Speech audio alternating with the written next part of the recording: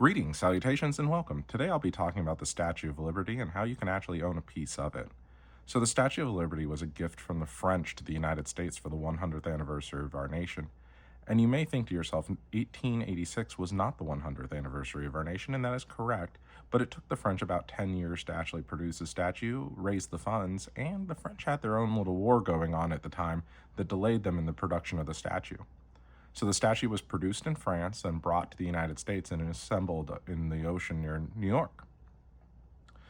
It consists of an iron steel structure underneath with a sheathing of copper on the exterior of the statue. And when you put two dissimilar metals next to each other, eventually that causes galvanic corrosion, where it'll destroy one metal or the other. And the designers of the statue knew this, so they put a buffering agent between the copper and the iron. Now, what happened is over time that broke down and needed replacement, and actually ended up decaying the internal structure of the Statue of Liberty quite severely. And even though they had done a restoration in the 1930s, it was important to redo the restoration in the 1980s, and because it needed almost the totality of its steel structure replaced and repaired. When they did this, they removed the torch from the top of the Statue of Liberty, and that's now in a museum, and they replaced tons of copper panels, as well as the bulk of the steel of the building. And so what ended up happening to those copper panels they replaced, since they couldn't wait around to have them re-refined and added back to the Statue of Liberty, they ended up selling them as souvenirs to fund the restoration of the Statue of Liberty. And since Sears and Roebuck had their 100th anniversary the same year as the Statue of Liberty, Sears was a huge sponsor of the restoration of the Statue of Liberty. And so they created these coins as well as many other souvenirs out of materials from the Statue of Liberty. My personal favorite is there are tiny little statues of the Statue of Liberty you can buy that are made from 30 to 40% of actual Statue of Liberty material. Now you may think to yourself, how much material is actually in this is from the Statue of Liberty? Well, Sears and Roebuck claims that it's 95% pure Statue of Liberty material. And you may think to yourself, how is that even possible, since the rumor has it there were 2 of these made for every American in the nation at the time? Well, they're very light, and there was rumored to be about 100 tons of material removed from the Statue of Liberty. Just the torch weighs about 3,000 pounds of copper, so 100 tons seems a little high to me, but a lot of times there's detritus from these restorations that lasts a really long time in storage. For example, you can actually get pieces of the U.S. Capitol building, because when they did restoration work to the U.S. Capitol building, they removed material. They just have so much of it that even though they're selling it to this day, some 50 plus years after it was removed, there's tons of it available. There's tons, literal tons of it available. So something similar happened with the Statue of Liberty. So since Sears and Roebuck produced these things, they made a whole little catalog of souvenirs you could buy. This was one of them. They made these with 1 coin, 2 coin, and 3 coins. I'm not exactly sure why they made them with 3 coins, considering there's only 2 sides. So this little display here is kind of nice with just the 2 coins. I did not see this in their catalog, but it's kind of interesting that it exists. Eventually, they ran out of normal 100th anniversary ones because the 100th anniversary passed, and you start getting other souvenirs created from it. I have not been able to confirm 100% that this is made from Statue of Liberty material, but they continue to make Statue of Liberty material coins, medals, tokens, whichever you prefer to call them, to this day. When I went there back in the early 2000s, they were still selling coins that were roughly the thickness of the Statue of Liberty, made from Statue of Liberty material. But they didn't say how much it is. Like I said, these are 95% pure, but you could just add one of these to several pounds of this and, keep making them. Anyway, that project was led by Lee Iacocca of the Chrysler Corporation. And he's a very famous project leader, and he was able to get a lot of stuff done. And my dad always talks very fondly about, Lee Iacocca restored the Statue of Liberty. But it was really impressive how fast they got it done, with the restoration work taking from 1984 to 1986, so that it could be opened in time for the July 4th weekend was really, really impressive. And now that we're talking about restoring it again, it's kind of kind of interesting. I've heard people say that we might want to polish it up to look nice, and I heard this term used by the National Park Service, salmon colored, which I find kind of funny. Like, okay, it's a nice bright copper, but would you really consider that salmon colored? Anyway, but the oxide patina on the Statue of Liberty is so iconic, I don't really think they would want to do that. Plus, it is protective. It's a passive layer of protection. People know this, although I'm sure that there's chlorides in the oxidation that are actually causing problems. So maybe from time to time it does need to be redone. There's also talk about painting, which I think would probably be a pretty horrific idea. Anyway, so these coins were made by the literal millions, and you can find them readily available. If you look online, people are charging an arm and a leg for them. Do not pay that. They're readily available, like I said. If you go to your local coin stores, coin shops, coin fairs, you should be able to get them for about 25 cents a piece, maybe $1 a pop. But don't pay much more than $1 a piece unless they're a really nice example. Maybe something graded might be cool. But no, if they're just something like this, really, please don't pay too much for them. They're readily available.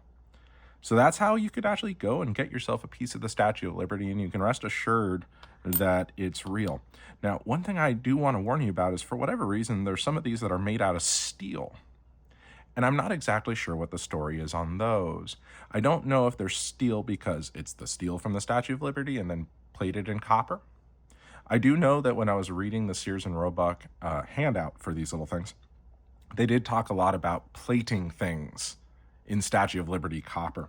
So maybe that's something they did as they started to run out of copper material, but I'm not exactly sure. Since, again, they're still selling these things to this day, I think that they were pretty lush on how much copper they had from the Statue of Liberty. So anyway, this is a really great place to start if you're looking for a collection of famous things, because they're cheap, readily available, they're not really faked, and you can get really nice examples sometimes. Really nice examples. But other times, you can get really cheap ones. So I am going to be taking material off the edge of one of these things. If you remember in one of my earlier videos, I said every now and then I do actually destroy something completely. I have destroyed one of these completely. I am sorry about that, but they are readily available, and I like to use them for different things. So if you were just here for the history portion of this, you can leave now, but I'm now going to be collecting the dust. If noises go on the background, I do apologize. I'm actually currently having an issue with my back is hurting. And since my back is hurting, I can't deal with a couple things in the house that are making noise. But I'm going to go into dust collecting now. And I want to let you guys know that I really appreciate how you have been watching these things.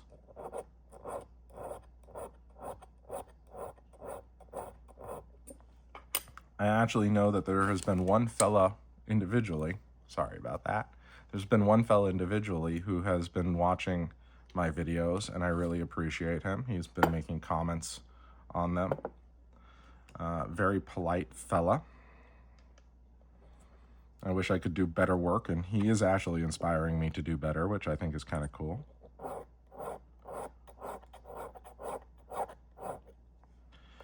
Unfortunately here, I was a day late. A lot has been going on in both my life as well as the lives of my friends that required a lot of help on my part. And so I wasn't able to get the video out on Friday.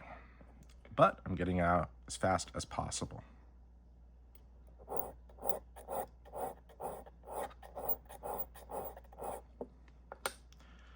I can't tell you how many times I've reshot this. I probably have done 35 takes of this particular video. I don't know why. There's not that much information to give out. It's not something I haven't done 100 times. But for some reason today has been a little bit more difficult than usual. I think the other videos I've done like 6 or 7 takes.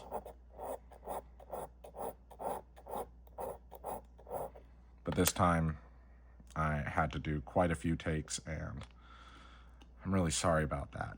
I'm also trying not to and on these videos, but it's a little hard when I want to do it all in one take. The all-in-one take thing too is actually practice for when I start doing videos made out of jewelry or making jewelry for other people. I want to do them all in one take.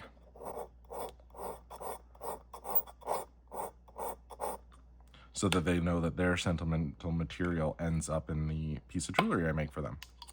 Well, if I'm going to do it all in one take, I have to be able to just go with the flow.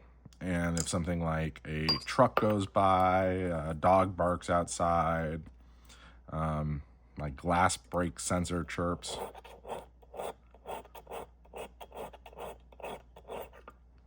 I need to be able to just go with the punches, accept the comments about them, and just actually get the video out, because sometimes I may not be able to make the same thing twice, you know?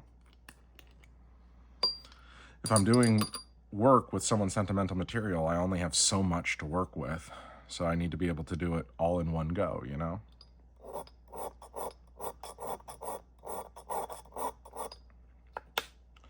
And so hopefully I get better at either filling the silence or just not umming and ahhing. I also removed the ticking clock in the background. I don't know if that was annoying to you or not, but a lot of people have annoyances with repetitive noises. And I just wanted to cut that out before it caused a problem for someone.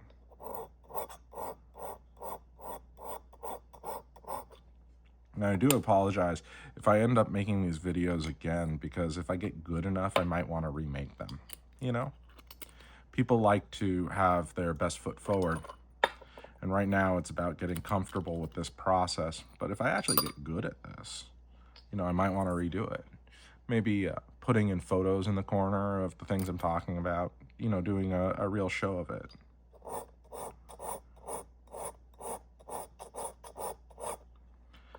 One photo I was looking for this is a photo of the Statue of Liberty's arm removed, because people kept telling me over and over again, you know, the Statue of Liberty's arm was fully replaced. But I can't find a single photo of that. In fact, I actually can't really find photos of too much of it missing. People really photographed the torch being removed, but people didn't really, you know, there's not photos of like large gaps of the copper missing, at least not readily available.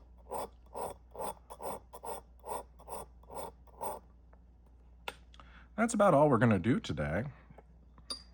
That was all the material I needed, 10 strokes from each, in all the little jars for the next few years.